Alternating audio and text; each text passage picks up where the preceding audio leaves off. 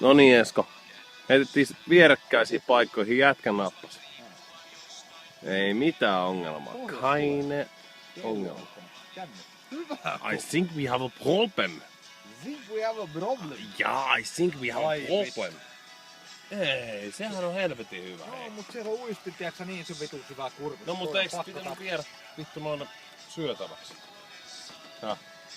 No joulu on kerran vuodessa. Mut nyt kävi munkki. Ota mä kuvaan vähän lähempään, niin se näyttää. Vittu! 19 kiloa.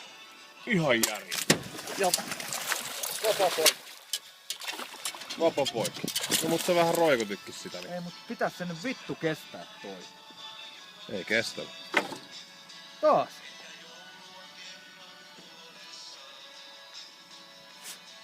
Perklisedille terveisiä. No mut se oli kato ihan tälleen. Sä vedit sen tosi jyrkkään. Ei, kyllä sen pitäis